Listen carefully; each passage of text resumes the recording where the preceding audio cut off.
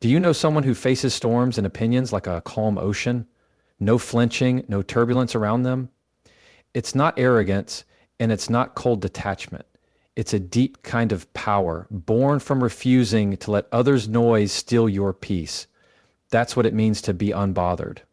And it isn't an inborn superpower, it's a skill you build. If you don't, life will push you to look for approval, panic over what people think, and break at even the slightest rejection. So today, I want to guide you on training yourself to be that unshakable version of yourself, the one who stands firm even amid chaos. That's not wishful thinking, it's a choice. Let's get one thing straight. The idea that being unbothered means you don't feel anything, that you turn into an emotionless robot, is not only false, it's harmful.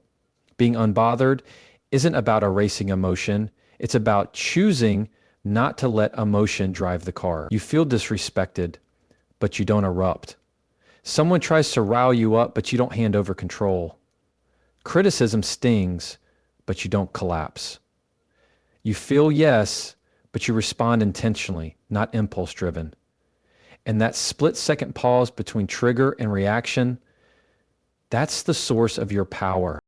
Consider how often we hand over our feelings to others as if they're in control.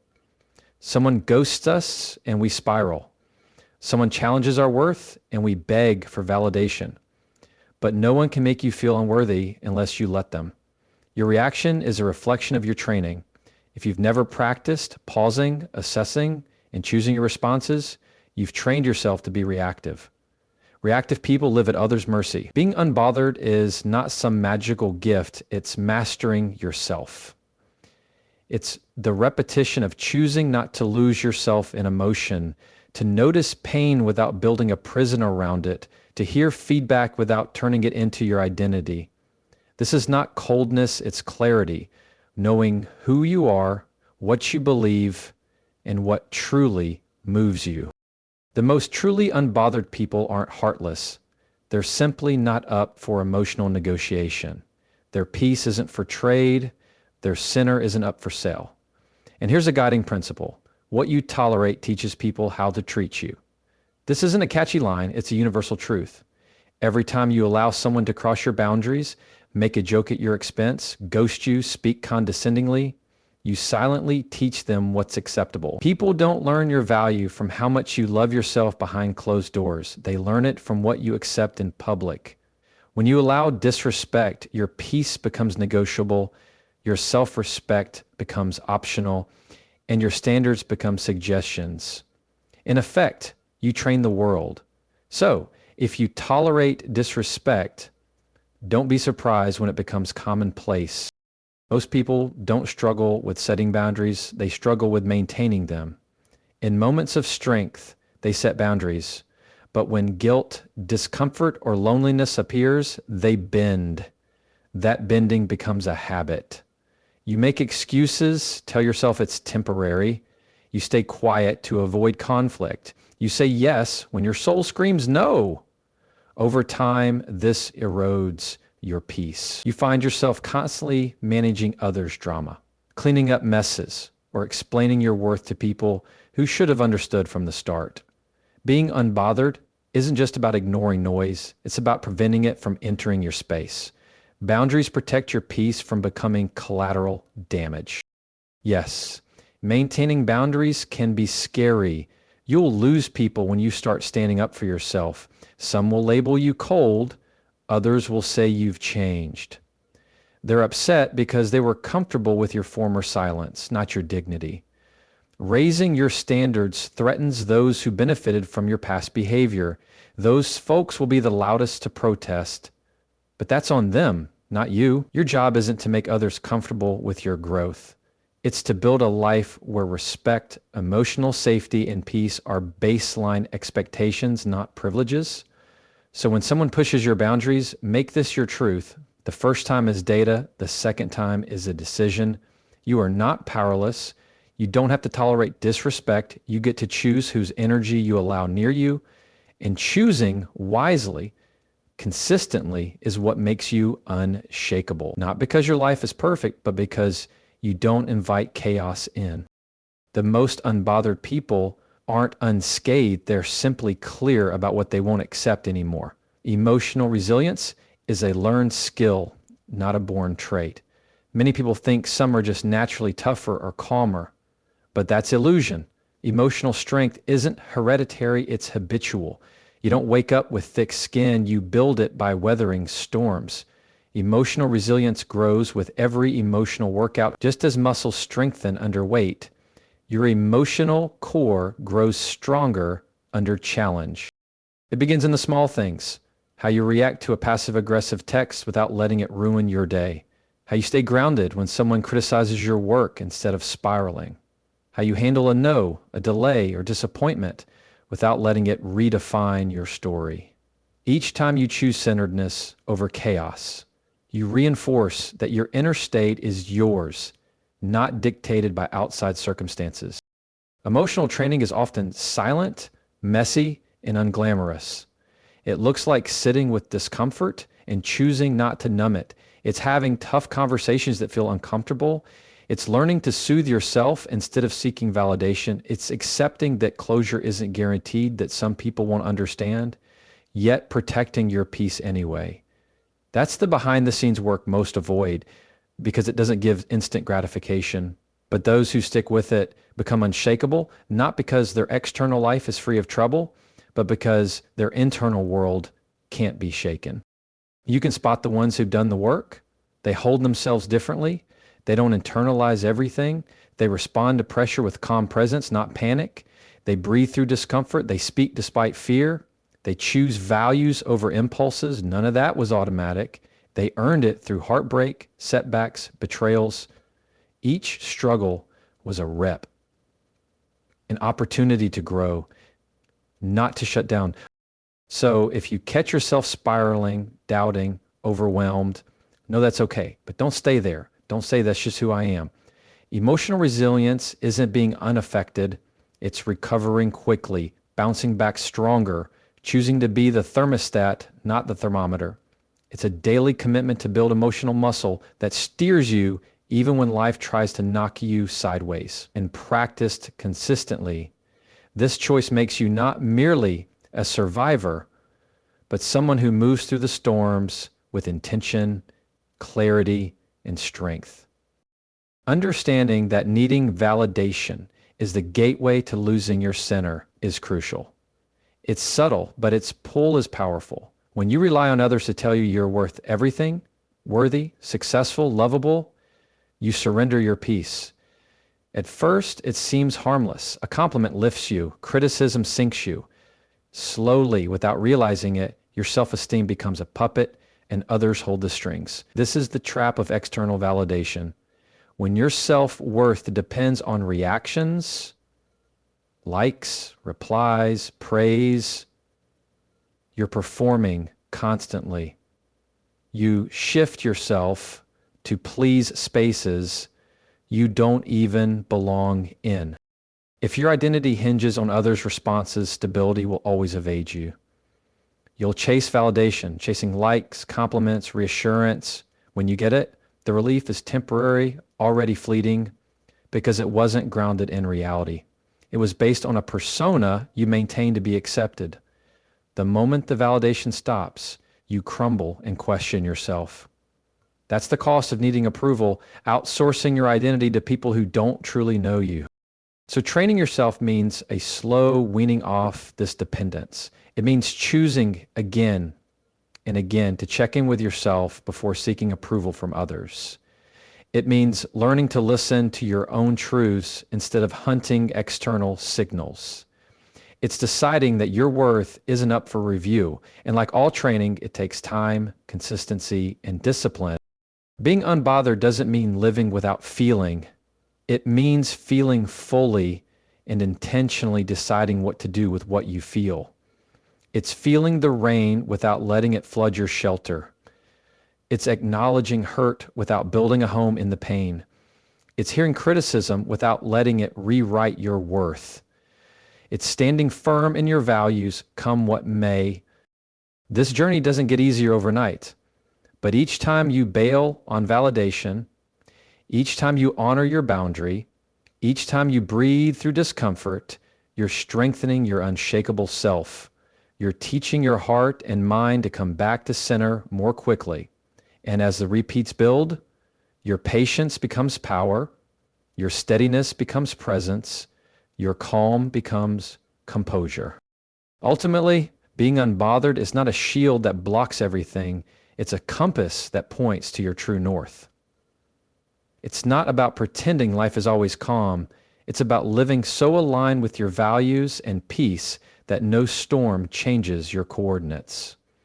It's choosing to be the eye of your own hurricane, still, steady, centered, while the world whirls around you. And that person, the one who doesn't flinch, that can be you. Not because life will stop testing you, but because you'll outgrow the need to react to every test. You'll hold your storms differently. You'll breathe through them. You'll pass through them. And on the other side, you'll stay whole. That's what it means to be unbothered. And that version of you isn't a dream. It's a decision. Being unbothered means giving your power back to yourself. It's about noticing the moments you're searching for validation and taking a breath to ask, which part of me is feeling overlooked right now? What part of me is trying to prove something? The most grounded people you'll ever come across aren't moved by applause. They're moved by alignment. They don't need anyone's agreement to believe in their path. They don't need a crowd to cheer them on just to walk with confidence. They've built a clear inner compass that keeps them steady. Even when everything around them goes silent, they still know where they're headed. It's not that they don't enjoy appreciation or compliments, they just don't depend on them. They aren't chasing approval, they're acting from truth. That's a big shift, because when you stop looking for permission, you begin to feel true freedom. You stop adjusting who you are to get people to like you. You stop toning yourself down just to escape judgment. You stop working so hard to be accepted and instead begin honoring who you really are. To get to that level of inner confidence, you need to let go of the need for approval. That means doing what's right, even if no one notices, speaking your truth, even if your voice shakes, and showing up fully, even if it makes others uneasy.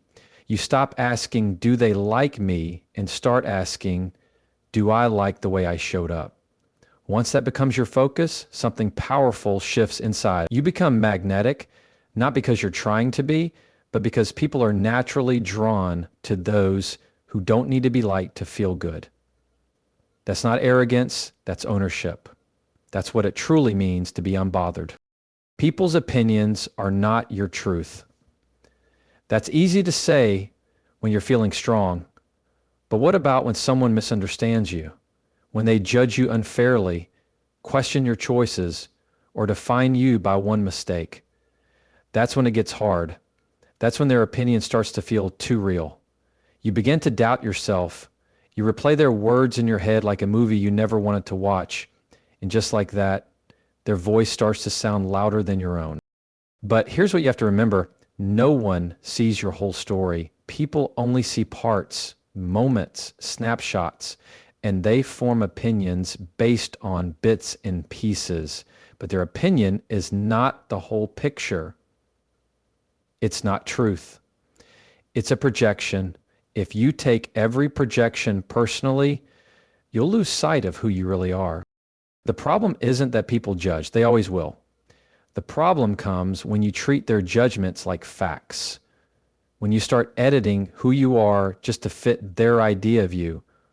When you make yourself smaller just to be understood. When you stop speaking up because someone once said you were too much. And that's when you start to forget your true self, not because you've changed, but because you let someone else start telling your story. Training yourself to be unbothered means taking that story back. You stop defending yourself to every critic. You stop explaining yourself to those who aren't even open to seeing the real you. You stop trying to be seen by people who have already decided not to look. Instead, you get rooted in what you know is true. You build a strong enough identity that outside opinions become background noise. They're there, but they don't run the show. It's not about being cold. It's about being wise. Not every comment deserves your time. Not every voice needs to be heard. You can respect someone's right to have an opinion without letting it shake your truth. The goal isn't to convince others you're enough. It's to live like you already believe it. And here's the thing, when you try to prove yourself, you create more doubt because proving often comes from a place of fear. But when you just show up, do your work, and keep going without over-explaining, that confidence speaks volumes, louder than any defense ever could. Yes, people will still talk. Some will misunderstand you. Some will reflect their own fears or pass onto you. Let them. That's not your problem. Your focus is alignment. Your job is to protect your peace. Your goal is to stay true to yourself even when the world doesn't get it.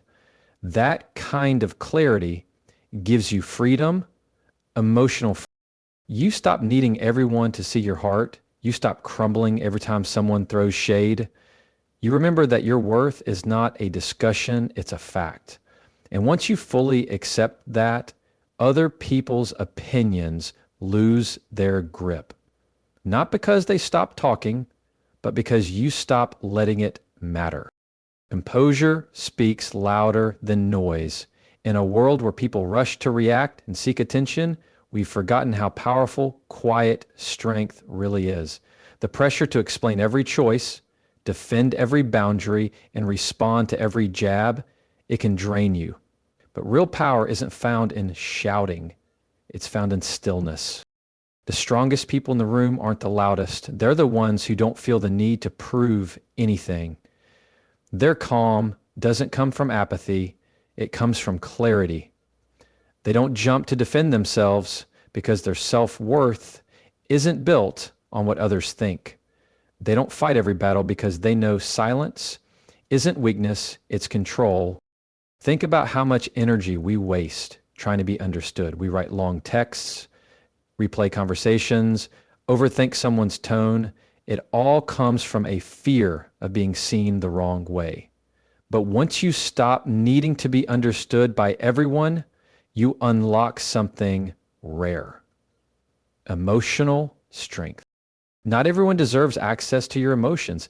Not every insult needs a reply. Not every disagreement needs a reaction. Sometimes the strongest move is no move at all. That doesn't mean you don't feel things. It means you care too much about your peace to let every little thing take it away.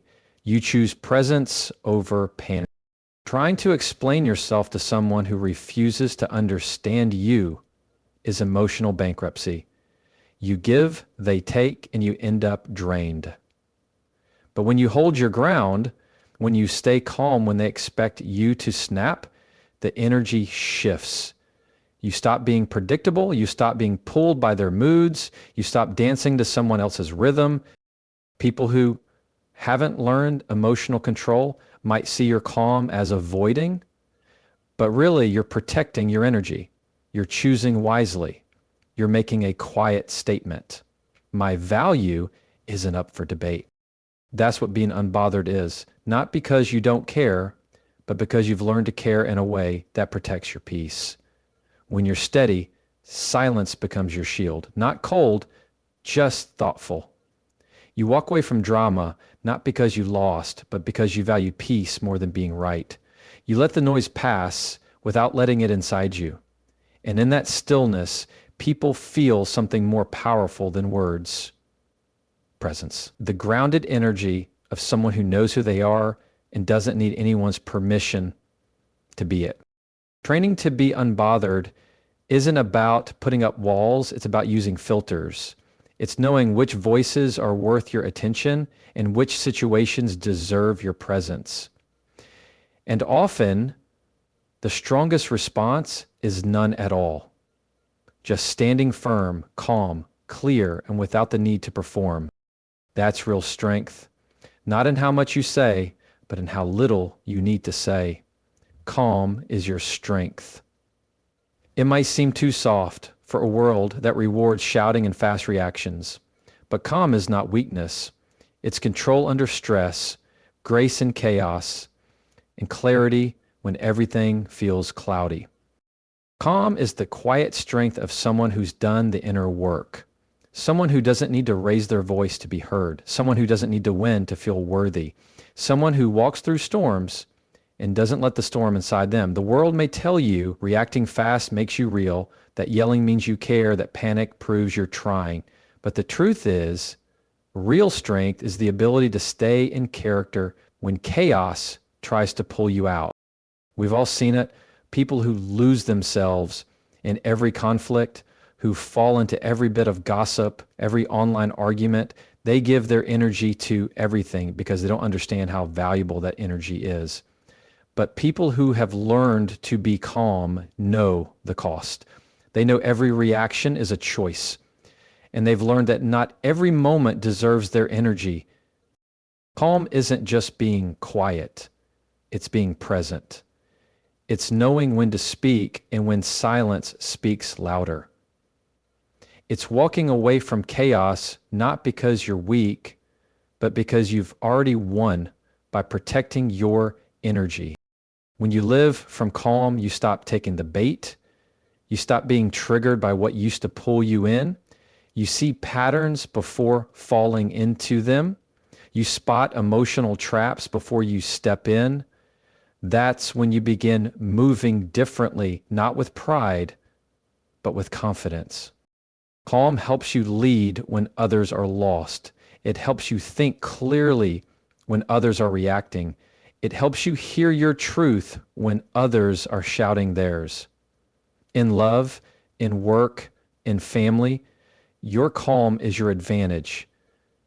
It lets you respond wisely. It gives you clarity.